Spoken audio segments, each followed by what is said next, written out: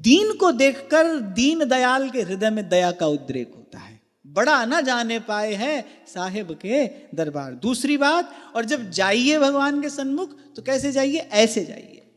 श्री गोस्वामी विट्ठलनाथ जी विज्ञप्ति में कहते हैं, हे गोकुलेश, आपकी कृपा का एकमात्र हेतु है, अगर कोई आपकी कृपा प्राप्त करना चाहता है, एक ही उपाय है, वो दीन हो जाए।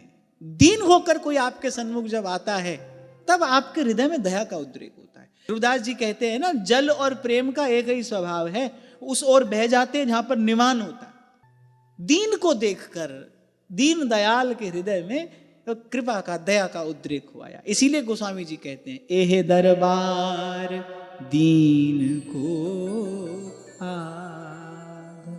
आपको एक बात कहूं, सब साधनाओं का फल बस यही दैन्य ही है। वास्तविक दैन्य का अवतरण हो जाए, इसी सिंहासन पर भक्ति महारानी विराजमान होगी। अच्छा, भगवान भक्ति के बिना कोई नाता मानते नहीं। कह रघुपति सुन भामिनी बाता, मानव एक भगति कर नाता। और भक्ति महारानी को विराजमान होने के लिए दीनता का सिंहासन चाहिए। सब साधनाओं का यही फल है, आप में वास्तविक दैन्य का उद्रेक हो जाए। वास्तविक दैन्य, और ये दैन्य बिना साधु सेवा के किसी भी प्रकार से प्राप्त नहीं हो सकता। इस विषय पर हम बहुत बार चर्चा कर चुके। वास्तविक दैन्य जो प्राप्त होता है वो संतों गुरुजनों की सेवा से ही प्राप्त होता है। निरभिमानता और किसी प्रकार से आ ही नहीं सकती। जीव का जो सहज स्वरूप है उसका बोध केवल गुरु की कृपा से, साधु की सेवा से होता है। हरि को भजन, साधु की सेवा और सर्वभूत पे ढाया, ये सूत्र है।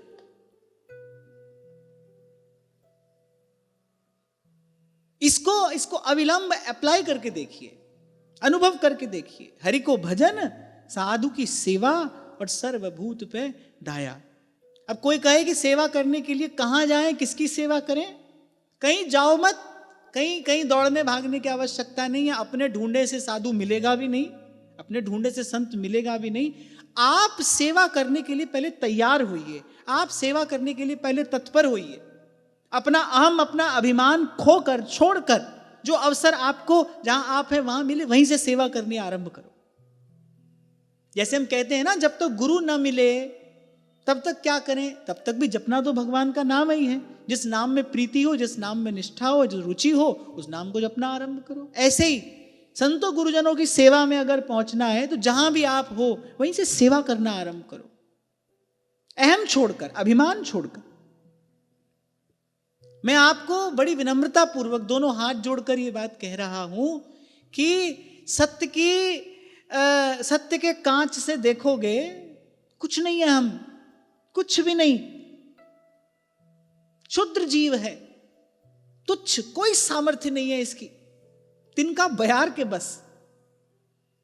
तिनके की होती है अपनी कोई सामर्थ्य, उसकी कोई अपनी रुचि है, उसका स्वयं पर कोई नियंत्रण है? बहती हवा उसको जहां चाहे वहां बहा कर ले जाए।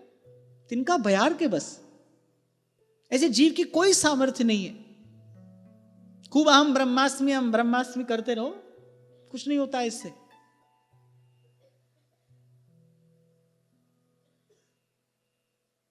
हमारे श्री गोपालाचार्य जी महाराज तो स्पष्ट कहते थे, बोले हम ब्रह्मास्मि कहने से भूख नहीं लगती।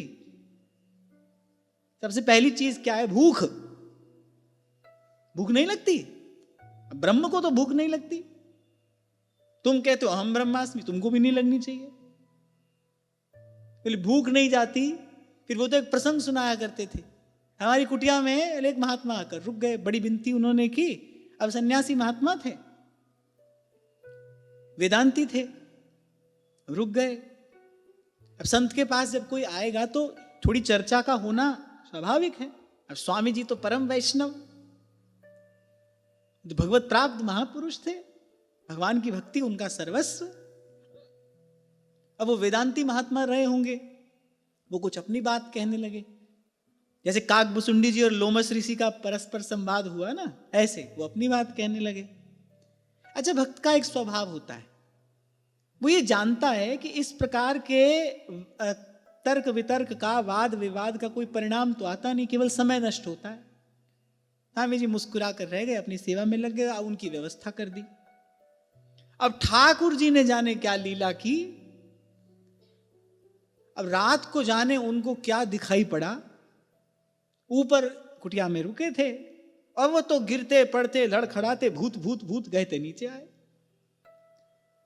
स्वामी जी ने कहा, बोले ना भूख जाती है ना भूत जाता है, क्या करें ऐसे हम ब्रह्मास्मि का। बोले ना भूख जाती है ना भूत जाता है, भूख भी लगती है भूत से भय भी लगता है। तो इसलिए बारी मथे घृत हो बरु, सिकताते बरु तेल, बिनु हरि भजन न भौतरिए, यह सिद्धांत अपेल, यह सिद्धांत। सेवक सेव्य भाव बिन भव न तरिए उर्गारी। गोस्वामी जी कह रहे ये सिद्धांत है, सेवक सेव्य भाव बिन भव न तरिए उर्गारी। सार की बात क्या है, हमको सेवक होना है। सेवा का अभ्यास जहां हो वहीं से आरंभ करो।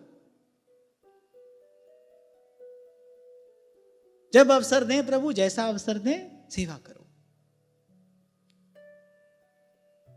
श्वासों की माला पर प्रभु का नाम चलता रहे, हरि को भजन, साधु की सेवा, सर्वभूत पे दाया।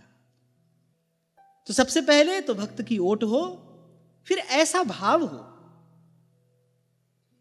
कभी कभी देखने में आता है कि ये जो दैन्य है ना, क्योंकि इसकी बहुत महिमा है और भक्ति मार्ग के आचार्यों ने तो बहुत विस्तार से इस भाव का वर्णन किया है, तो कभी कभी बस ऐसे हम दैन्य ओढ़ लेते हैं, एक ओढ़ा हुआ दैन्य, जैसे हमारा वस्त्र हम ओढ़ लेते हैं ना, जब तक मन किया तब तक पहना, फिर उतार कर धर दिया, ऐसे हम दैन्य भी ओढ़ लेते हैं।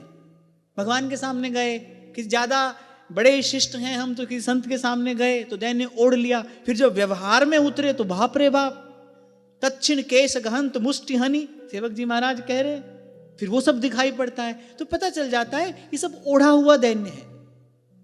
आपको वो बात मैं बता रहा था, बीच में रह गई, वो चर्चा बीच में रह गई कि बड़ा विशाल भंडारा था, गोस्वामी जी निमंत्रित थे और बड़े आदर से उनको निमंत्रण दिया गया था, लेकिन जब पहुंचे तो बड़ी भीड़ थी। हम अपने ऊपर बात ले आए थे, बात रह गई थी। तो जहां सब साधुओं की पादुका धरी थी, वहीं गोस्वामी जी जाकर बैठ गए। किसी की दृष्टि पड़ी, अरे गोस्वामी जी विराजमान है। पूरी उस मंडली में एक बार तो जैसे हड़कंप मच गया, अरे गोस्वामी जी आए हैं और कहां बैठे हैं, जहां सब संतों की पादुका है वहीं पर गोस्वामी जी आकर बैठ गए। अरे वास्तविक दैन्य तो आहा, वो तो जीव को आनंद के सिंधु में डुबो देने वाला है। अगर जीव वस्तुतः दीन हो जाए, माने उसको अपने स्वरूप का ज्ञान हो जाए, अच्छा, और दीन दयालु से संबंध दीन होकर ही बन सकता है। पहली बात गोस्वामी जी यही कह रहे हैं, तू दयालु दीन हूं। मैं दयालु की दया का अधिकारी इसीलिए तो हूं कि दीन हूं। दीन ना हो तो फिर दया का अधिकारी नहीं है। तू दयालु दीन हूं, तू दानी हो भिखारी हो, प्रसिद्ध पात की, तू पाप पुंज हारी, तू दयालु दीन हो। ये दैन्य ही तो है।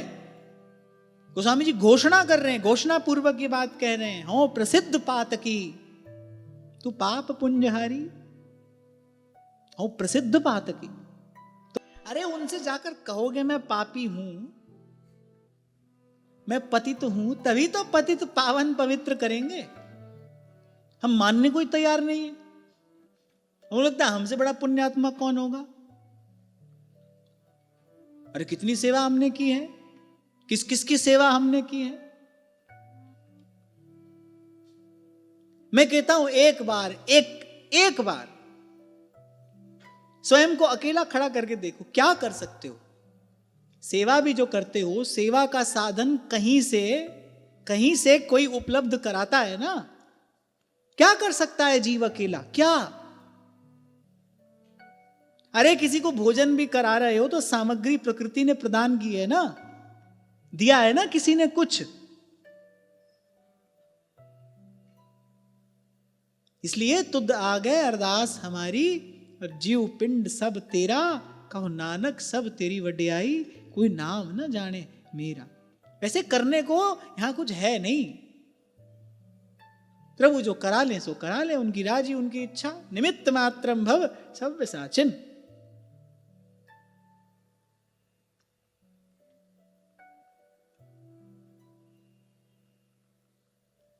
तो ये दैन्य हो, हां, पर ये ओढ़ा हुआ दैन्य ना हो।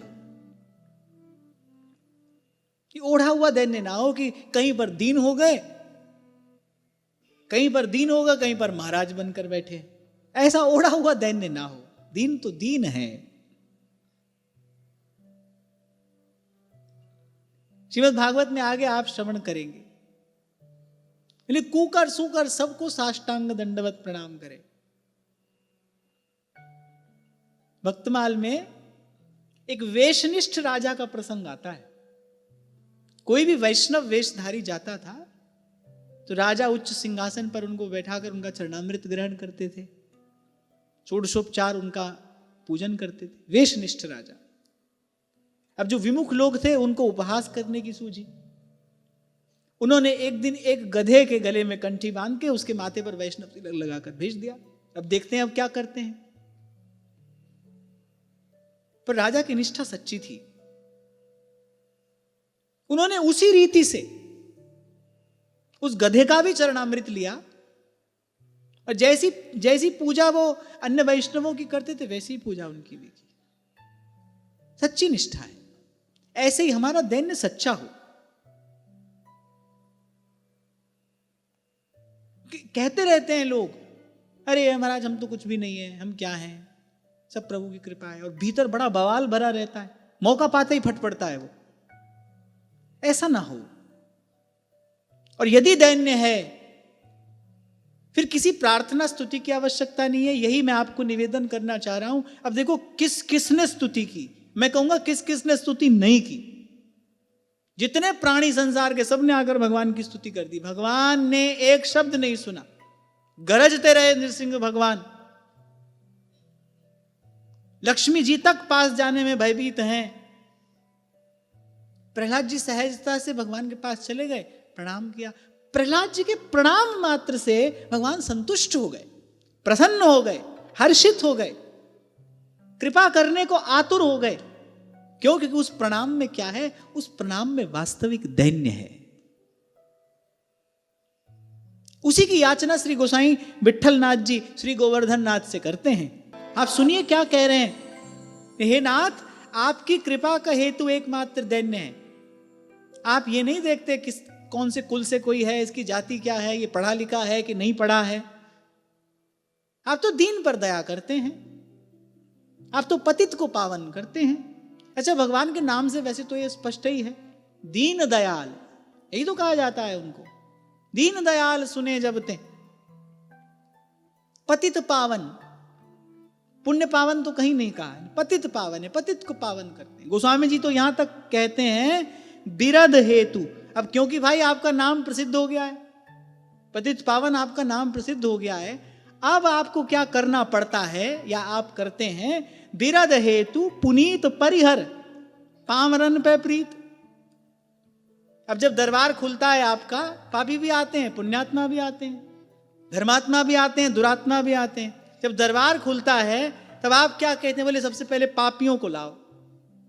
बिरद हेतु पुनीत परिहरि पामरन पे प्रीत।